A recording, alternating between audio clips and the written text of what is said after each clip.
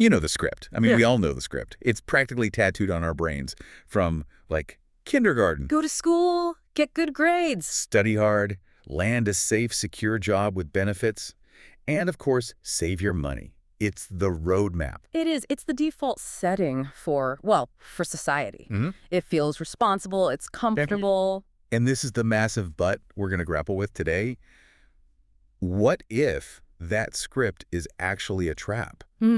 What if the very advice that's meant to keep you safe is the exact thing that guarantees you'll struggle with money for your whole life? And that is the provocative question at the heart of the book we're diving into. We are talking about Rich Dad, Poor Dad by Robert Kiyosaki. A classic. It's a classic, and it's still incredibly polarizing. I mean, the core argument is that our education system, for all it's good, is fantastic at training employees. Right. But it leaves us completely illiterate when it comes to money. We learn how to work for money, but we never learn how to make money work for us. And he frames this whole lesson through this tale of two fathers, which I think is why it's so sticky. It's almost like a fable. It is. You have Poor Dad, who is his biological father, and Rich Dad, his best friend's father. And the contrast is what really gets you, because Poor Dad wasn't a failure by any normal standard. Not at all. He was highly educated, a PhD, degrees from Stanford, Chicago, Northwestern. I mean, the guy was brilliant. He had a good government job. He did everything right. Everything right. And yet he struggled with bills his entire life and died with debt. It breaks that equation we're all taught. The one that says smart plus hard work equals wealth. It shatters it. And then you have Rich Dad. This guy never even finished the 8th grade. Did great. And he ends up becoming one of the wealthiest men in Hawaii. So the difference wasn't IQ, it was their mindset, their whole operating system. Poor Dad's mantra was, I can't afford it. Which is something we all say. All the time. Mm. I probably said it this morning. But Kiyosaki argues that saying I can't afford it is like a mental stop sign. It just shuts your brain down, you're off the hook. And Rich Dad's mantra. How can I afford it? One is a statement, the other's a question. Exactly. And a question forces your brain to work. It starts running simulations, looking for possibilities. So that's our mission today. We're going to break down these lessons and explore this mindset shift from working for money to having money work for you. Okay, before we get into the big financial concepts, we have to talk about the toothpaste. Oh, the counterfeiting scheme. Yes, because this story of 9-year-old Robert trying to get rich is just... It's hilarious and also kind of dangerous. It's a great story. So he and his friend Mike, they ask Poor Dad how to get rich, and Poor Dad, who's busy and stressed, just says, well, if you want money, you have to make money. And they took him literally. Very literally. They go around the neighborhood collecting old toothpaste tubes. Now, you have to remember, this is the 1950s. The tubes were made of lead. Yeah. So these two 9-year-olds are in the backyard, melting down lead over burning coals. The fumes. I can't even imagine. And they're pouring it into these plaster molds to cast their own nickels. They were literally making money. Counterfeiting, yeah. And Rich Dad eventually catches them. But instead of yelling, he laughs. He tells them, look, it's illegal, but you're showing the right spirit. You're being creative. And that leads to their first real apprenticeship with him. It does, but on his terms. He makes them work in one of his stores for 10 cents an hour. Which was terrible pay, even then. And after a few weeks, he stops paying them completely. Makes them work for free. He wanted them to get angry. He wanted to break the connection in their brains between work and a paycheck. And that brings us to lesson number 1. The rich don't work for money.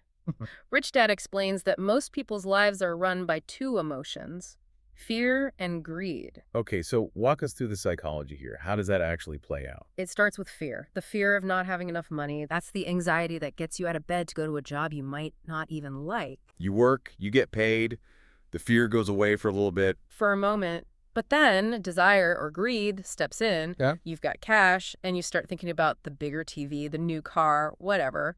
You spend it. And as soon as the money's gone. The fear is back. So you go back to work, get paid, spend it, and the fear comes back again. That's the rat race. That's the rat race. It's like a donkey chasing a carrot on a stick. The donkey works harder and harder, but never actually gets the reward. The job is a short-term solution to a long-term problem. So the rich don't react to that fear by looking for a bigger paycheck. They use their brains to solve the problem. And to do that, you have to know the difference between an asset and a liability. Okay, let's stop here because this is where a lot of people get really mad at this book. It is the most controversial part, for sure. Kiyosaki says, flat out, your house is not an asset, it's a liability. And I mean, come on, The American dream is built on homeownership as your biggest investment. How could he say that? Because he's not using the definition your accountant uses. He's using a definition based purely on cash flow. And it's brutally simple. The KISS principle. An asset puts money in your pocket. A liability takes money out of your pocket. End of story. It's just about the direction the cash is moving. That's all that matters. So look at your house. You pay a mortgage. You pay property taxes. You pay for insurance, repairs, a new roof. Every single month, money is flowing out of your pocket. But the value's going up. Hopefully. Hopefully. But that's theoretical. You can't spend appreciation. You can't buy groceries with it. In terms of your day-to-day life, that house is eating your cash. It's a liability. So under this definition, what would an asset version of a house be? A rental property. The tenant pays you rent. That rent covers the mortgage, the taxes, the insurance, and, crucially, leaves you with extra cash at the end of the month. If it puts $100 in your pocket, it's an asset. If you have to pay $100 to keep it, it's a liability. And once you see that, you see the patterns. Right. The poor, their income comes in, and it goes straight out to expenses. Gone. The middle class, their income comes in, and they buy liabilities they think are assets.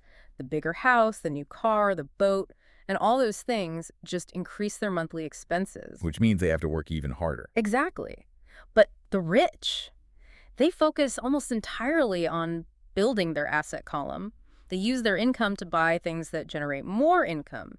Stocks, bonds, real estate that cash flows, intellectual property. So they're not focused on getting a bigger salary. They're focused on making that asset column bigger. Their goal is to get the income from their assets to be larger than their expenses. Then they're free. You know, this whole thing reminds me of that story about Ray Kroc, the founder of McDonald's. Oh, I love this one. He's speaking to a bunch of MBA students, and he asks them, what business am I in?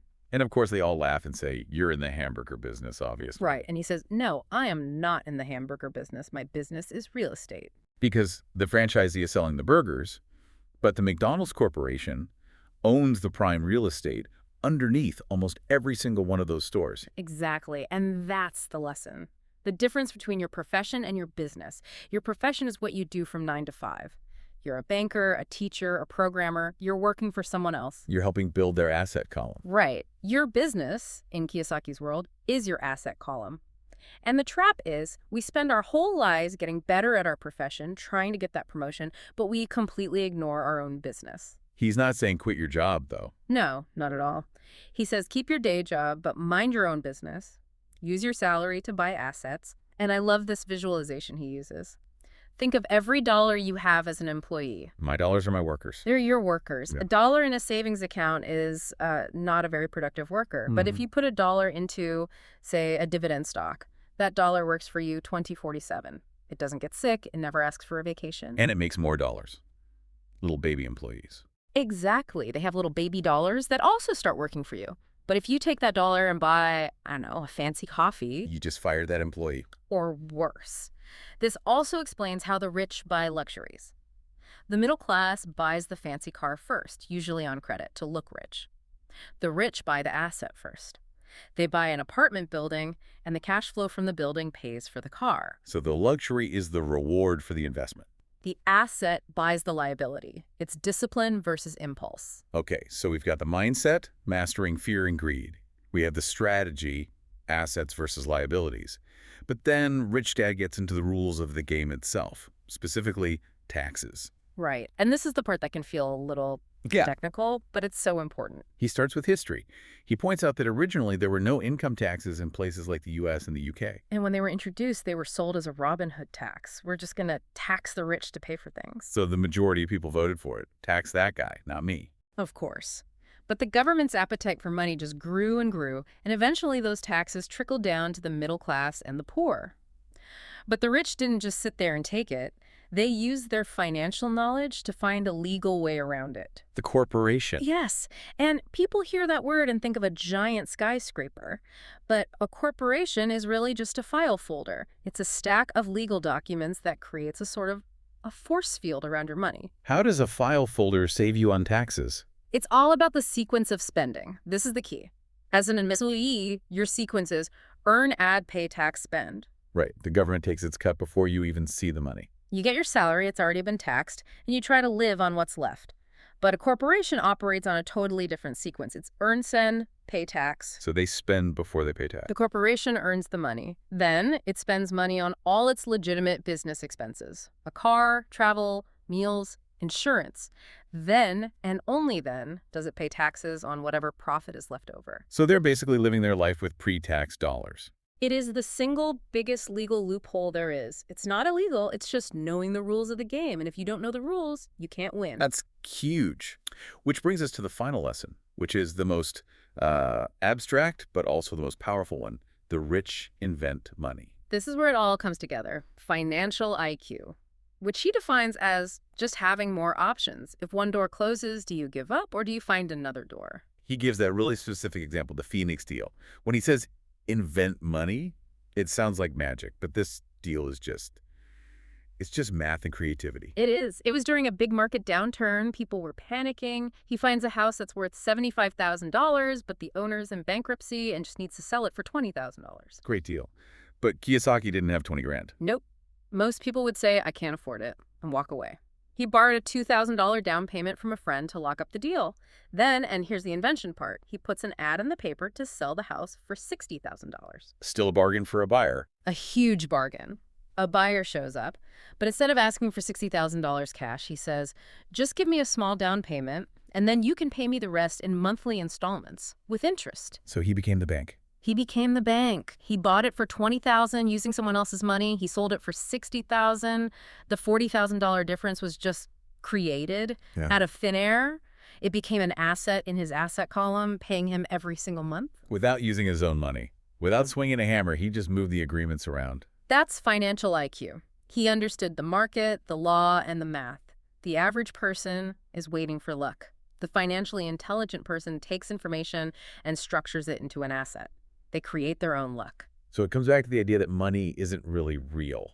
It's an agreement. Yeah. And if you understand how to structure agreements, you can create wealth. We've covered a lot here, from, counterfeit nickels to corporate tax law. If we zoom all the way out, what is the one big takeaway for someone listening to this on their commute right now? The takeaway is that financial literacy isn't a luxury anymore. It's a survival skill. Job security is an illusion. Pensions are gone. You can't depend on your employer or the government to take care of you. You have to shift your own identity. You're not just an employee. You have to be the CEO of your own financial life. And you have to master those emotions. Fear keeps you in the rat race, and desire keeps you in debt.